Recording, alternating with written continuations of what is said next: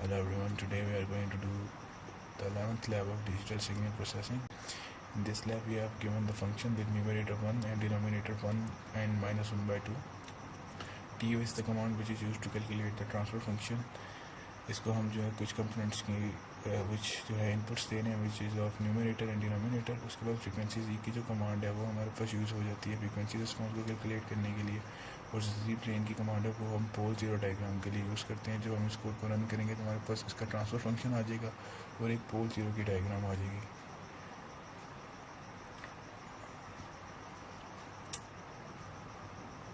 So this is the pole 0 plot. We have 1 0 at 0 and we have one pole at 0.5.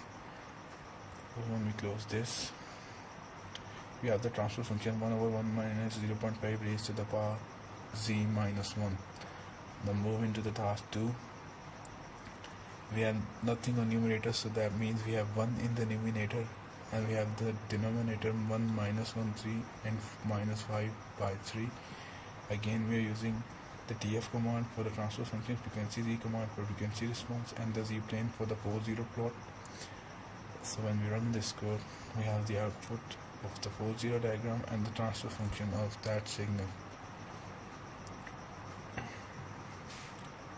So this is the pole 0 plot. We have 1 0 at 0, one pole at 0.5, and there are two poles which are outside the inner circle, so this system will be unstable.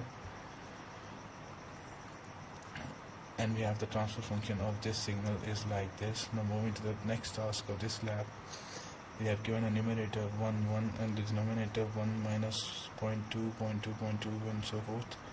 We are going to calculate the roots using the built-in command.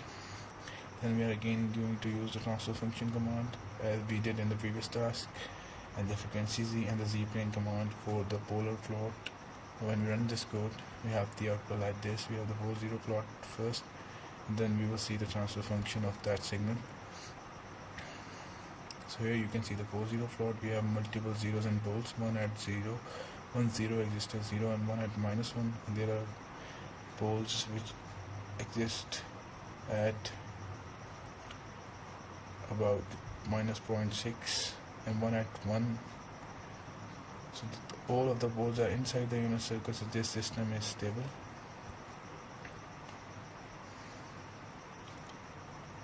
And we have the transfer function of that signal like this. Now moving to the next task of this lab, we have the numerator 1, denominator 1 and 1 by 2. Same three commands as we are using in the previous task we are going to use again for the polar plots. So let's run this code without going into the details.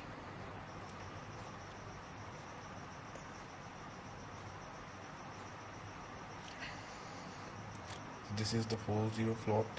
We have 1 0 at 0 and one pole at minus 0.5, and we have the transfer function of that signal like this, 1 over 1 plus 0.5 raised to the power z minus 1.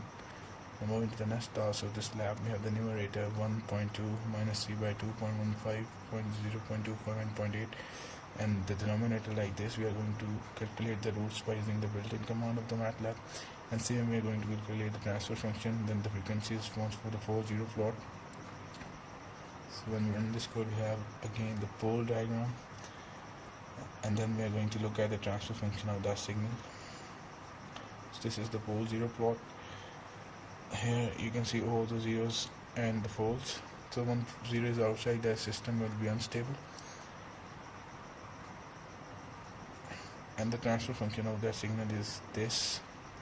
Now moving to the next task of this lab, we have the numerator this, and then the denominator 1 1 by 2 3 5 by 3, and then we are going to use the same commands as we did in the previous task.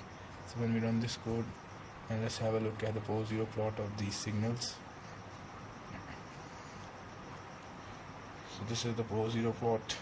We have poles at 0, at minus a and minus 1.5 and plus 1.5, and then we have some of them outside the circle, so this must be unstable system. And we have the transfer function like this. Moving to the next task, we have the numerator this and denominator with the series of 1, and we are going to again use all the three commands as we did in the previous task. So when we run this code, we have the output like this. First we are going to see the 4 zero plots, and let's have a look as if this system is stable or not.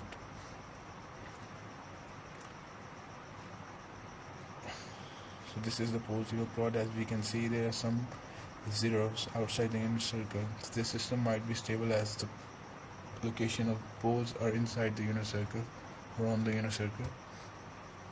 The transfer function of that signal is like this. Moving to the next task of this lab, we have given these functions with numerator 1, 1, 1, minus 1 and minus 1, and the denominator is a series of 1. We are going to use again all these C command, and when we run this code, we have the pole zero plot.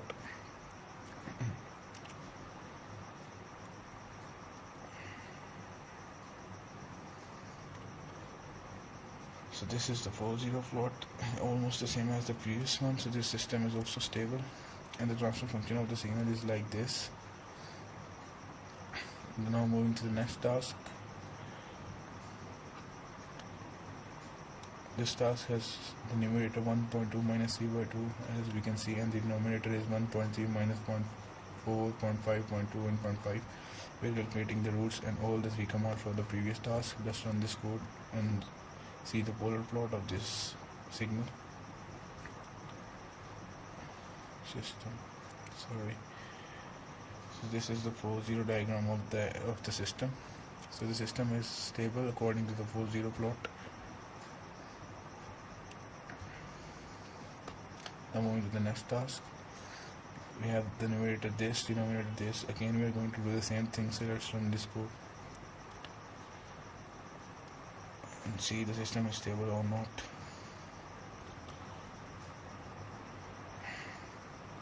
So as we can see, there are poles outside the unit circle, so this system is unstable. Now moving to the next task, we have the transfer function of the signal is like this. So let's run this code and see whether the system is stable or not.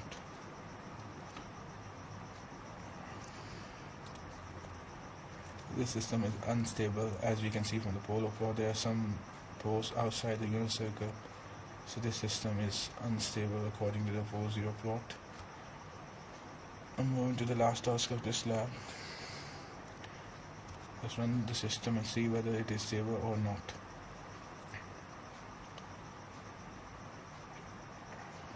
As we can see from the pole zero plot, all the zeros in pole exist at the same location and they are inside the unit circle or on the unit circle, so this system is marginally stable.